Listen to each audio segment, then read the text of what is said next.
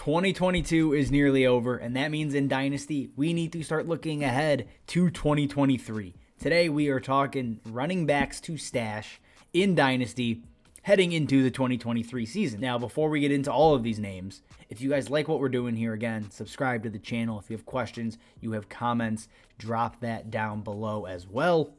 All right, let's jump in.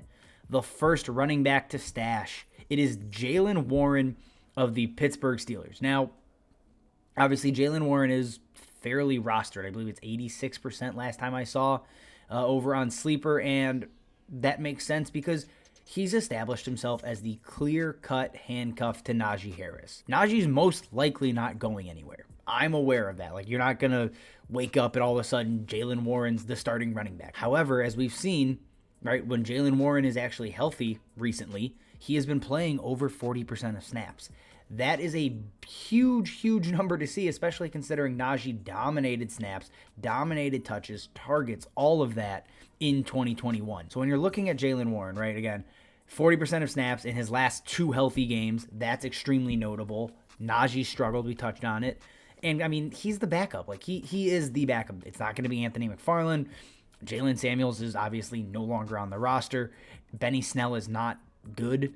It's Jaylen Warren. So when you're looking at 2023, he's the clear-cut Steelers handcuff on what hopefully should be an improved offense in that season. If I can get him for a third, I'd rather take a flyer on Jaylen Warren and maybe a Najee injury than I would on most other just random rookies. That's how I treat third-round picks anyways.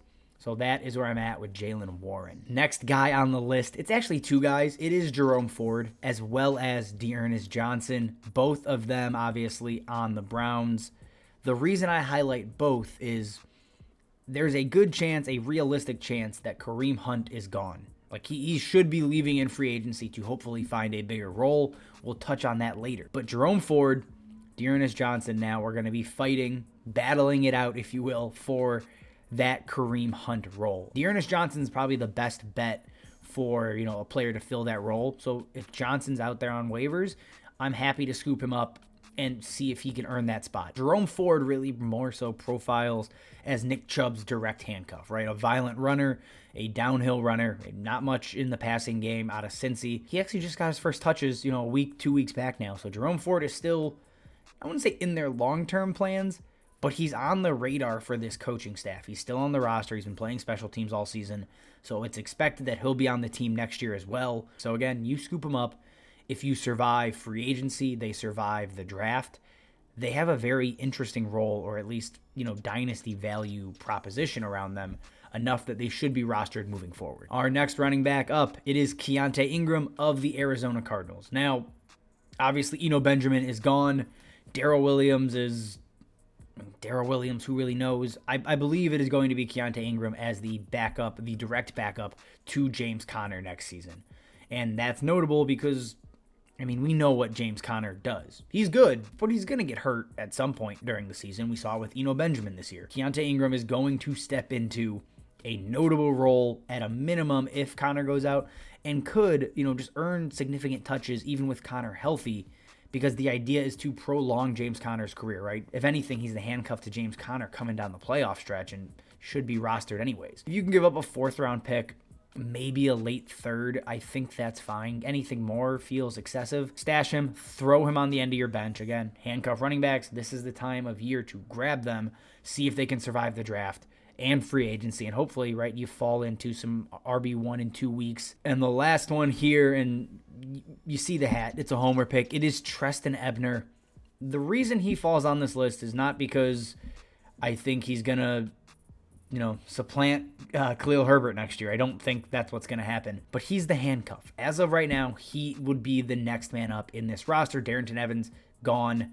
David Montgomery, very likely gone as well. So Trestan Ebner right now is that running back too. You're, again, adding him with the idea of maybe he survives the draft. Maybe he survives free agency and finds himself in a handcuff role moving forward. I don't think he's going to be a superstar NFL player. I don't think that's anybody's expectation. There's a reason he's on waivers. But if he's out there, he's one of those handcuffs or potential handcuffs in 2023 that needs to be rostered. So Trestan Ebner, if he's floating on your waivers, go scoop him up.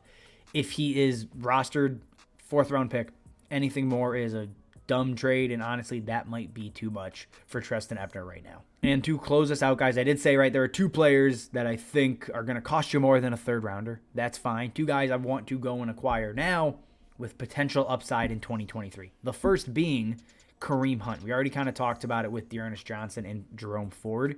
Hunt is going to leave in free agency. I don't think he's washed up. I think there's a world where he finds a 1A in a backfield, or again, maybe lands another 1B job and is splitting 50-50.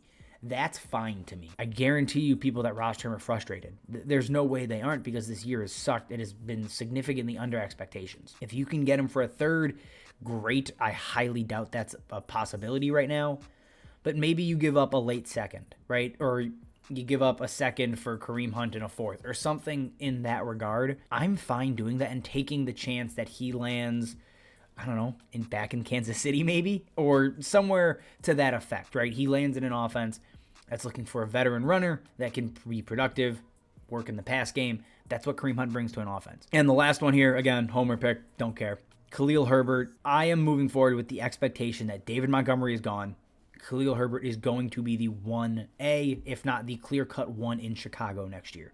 He has flashed plenty. We saw it in his rookie season. We saw it this year. He was even in the middle of taking away that job from David Montgomery before he went on IR. As we close out the season, it's important to keep an eye on Khalil Herbert's usage. I do think he could come back and be the RB1 in Chicago this season. So if you don't have a trade deadline, he's a guy I want to go and trade for right now before he's off of IR next week potentially. And maybe you're buying, quote unquote, low on a potential, RB1 in NFL terms, at least, for 2023. All right, guys, that is all we have for you. Again, if you like what we're doing, questions, comments, right, drop it below, subscribe to the channel, hit the like button, do all the YouTube stuff. As always, thank you for watching, and we will see you next time.